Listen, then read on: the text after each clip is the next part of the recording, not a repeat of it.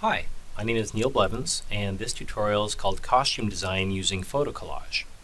So you can see here a bunch of designs that I did for the Ink Book project, and these are the settlers, so the people who live inside of the oasis. And when we first started discussing the settlers, we were looking for something a little bit different than the standard sort of Lawrence of Arabia look that a lot of characters end up getting when they are in a desert environment. Not that there's anything wrong with that look, it looks really great, and Lawrence of Arabia is a fantastic movie, but we wanted to try something a little bit different. So what we ended up going with was something a little more in the poncho look, like you can see here and here on these sorts of characters. And once we decided on that, next came the decision on how to go about doing the patterns, what kind of patterns they would have. And so I did this exploratory image. Later on, Christina Davis went in and she did much more detailed studies of what the costumes would look like. But I wanted to take an initial crack, at least to get some basic ideas out. And so the technique I used to do all of these paintings was the photo collage technique. And I'm going to do an example for you now, a live demo of how I went about doing that. So first off, I have this really simple body mannequin here. I have it on a separate layer.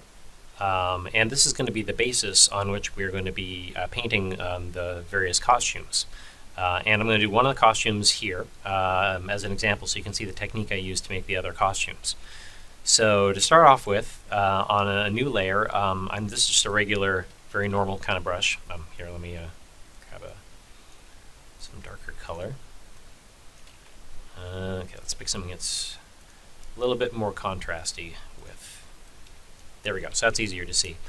And so the first step was I went ahead and made just a rough outline of what the actual costume is going to look like. So let's just go for poncho here.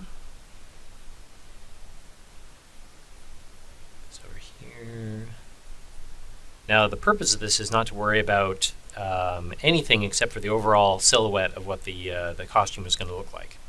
We're not worried about textures or details because all those sorts of things are going to happen in a different process using photos. So I'll just rough something in going here. And then on another layer I will do the pants. And the colors I'm picking here are actually completely arbitrary because we're going to totally cover these up. I just want something down here that's representative. So something a little baggy underneath. Okay, so that is step one. So the next step is bringing in the design that's going to be on the clothing. Now, we could go in and we could look at a lot of photo reference of real clothing. We could come up with our own design, and that's a totally fine way of doing it. But I decided I wanted to do something a little more abstract. And the hope was that through doing a more abstract process, I might get something that's a little bit more original looking. And so I'm using this technique of basically photo bashing, but photo bashing randomly and then mirroring the results in order to get clothing. And I'll show you that technique now. So the first thing you got to do is, once you've drawn these set of basic templates, is then pick some series of photos. In this case, ink happens on a planet that used to be covered in water, but is now covered in sand because all the water went away. But I decided that maybe this costume would be good if we had some coral type stuff as our base texture. So let's grab some of this. Maybe we'll grab this one here. Here. Let's pull this one in. Maybe grab, let's see what other one might look good. Maybe this guy here. And I'll pick one more. These are various photos I've taken, by the way, at various aquariums and things like that all around. I love taking pictures of coral. Coral is very, very, very cool. Here, I'll take this one too. Okay, so now that we have our coral photos, we will begin the photo bashing process. So what I do is I take one of these images and I take some chunk of it and copy it, and then I go over to this image and I paste it in. Now what I'm going to do here is I'm going to use a clipping mask, and what a clipping mask does is it takes whatever is on this top layer and only applies it based on the alpha of this layer. So wherever this layer is transparent, you won't see this, and wherever the area is full, you do see this. And what I then start doing is I start moving these around, seeing if I can find some sort of interesting pattern. So let's zoom out a little bit, maybe do some more transforming. Let's see, maybe around over. Sort of liked how, yeah, actually this is kind of neat. This might work out. So let's take this one as an example, and what I'll do is I will then copy this and paste it, and then I will flip it horizontally and then move that over so that they are both flipped. I wish Photoshop had a better method for handling this, where everything you did on this side automatically was done on that side, you know, a good symmetry thing, but sadly we don't have that yet, so we'll have to make do with this technique. So there we go. So now what we are doing here is a lot of patterns end up being symmetrical on clothing, and plus, you know, humans are symmetrical themselves. So we found sort of an interesting shape that's going on here on this side. We duplicated it over, and now we have this interesting pattern that we can use as a basis to start painting on. Just to be sure, let's do a couple more. Just let me take this and merge that down. So we'll just label this A. Let's see this one here.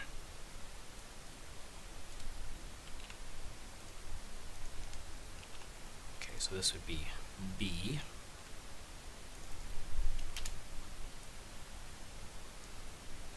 And let's zoom out again and transform it around a little.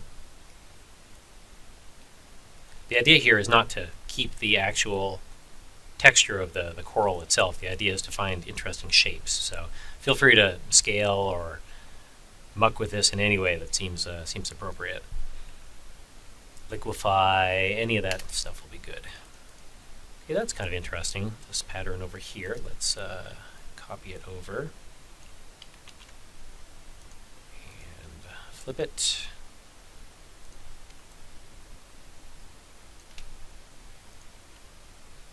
There we go. Okay, so that's A, and then that's B. And just for the heck of it, let's see if we can come up with something from this.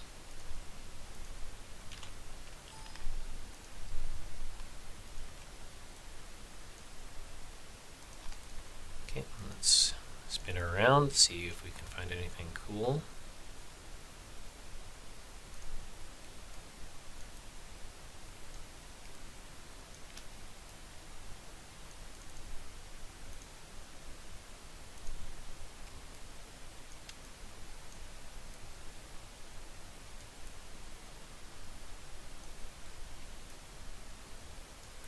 This one doesn't seem, it seems like this one might be a little bit too chaotic to get some really good results out of. Especially considering we already have some good stuff on the other ones. That's kind of interesting. If we just like blur this. That's too much, but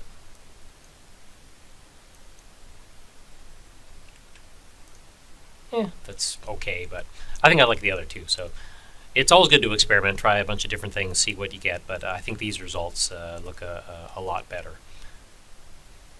So the next step is to do a little hand painting. So I will, let's get rid of this one up here. Oh, let's just leave it for the moment. So I'll do a new layer on top, and I'll just use this very simple brush I have.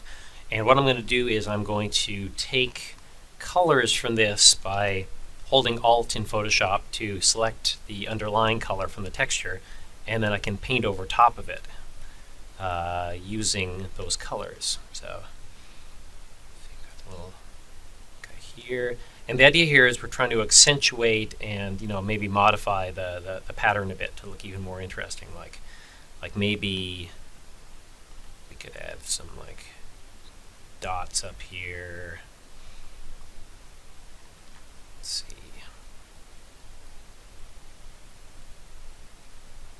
Something a little bit more up here like this.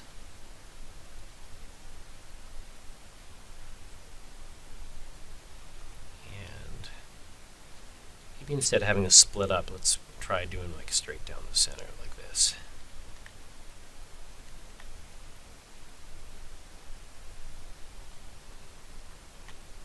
Get some sort of zippery type area or something.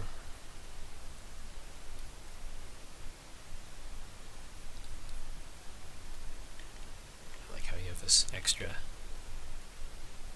little bit on this edge. So we'll fill that in.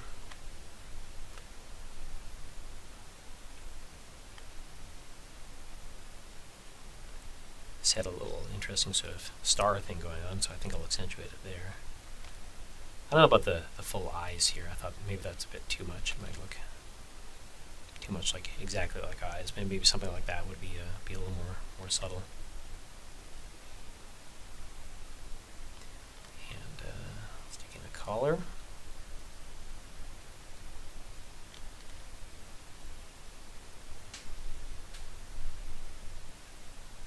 Okay, and there you go.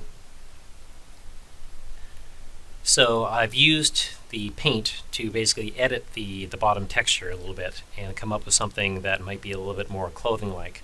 Or I could even keep the bottom one. The bottom one looks kind of interesting too by itself. It's all about playing around and seeing what you think looks best. And then this can be the basis for the clothing that your character is going to have. Another thing I'll tend to do is put a little bit of fake lighting in here. And the way I do that is I do another new layer, and I set this to soft light. And then I get a big brush like this, big soft brush, and I'll say, okay, let's say the light source is coming from this side. So very gently at a very low opacity, I'll just put in a little bit of black on this side and a little bit of white on this side. And then bring down the opacity of that a bit, which just adds a little bit more dimensionality so it doesn't look completely flat. It looks like there's a little bit of light going on. And then the same with the pants. Like let's say for the pants, we'll pick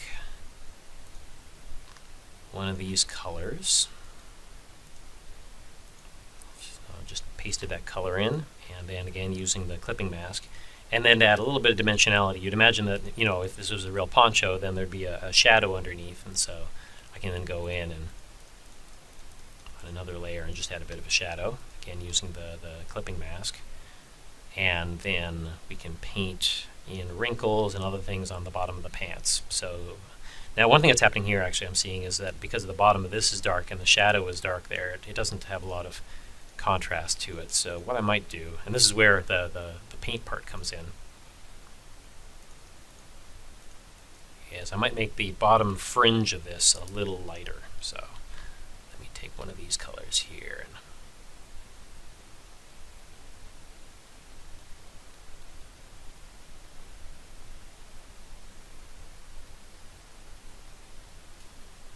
maybe something like that. Put that back in.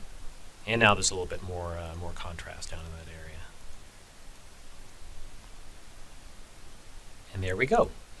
So the thing about this technique is it allows you, using randomness, to come up with ideas that you probably wouldn't have come up with on your own. So it's a great way of brainstorming and trying out new stuff and experimenting and doing something that might be a little different than what you would standardly come up with if you were assigned the job of coming up with clothing design. So you start off with something very random, and then you use the paint technique afterwards to take that randomness and bring it into something that's a little bit more standard, something that looks much more like clothing. But because you started with that random seed, you're going to end up with something that is much more unique in the end. So that is how I painted all of these guys. And in the case of these guys, I didn't use coral as my base colors. I actually used a bunch of other stuff. Like, for example, this guy was old rusty car parts. So I found some pictures of cars that were super rusty and threw that together, then painted on top.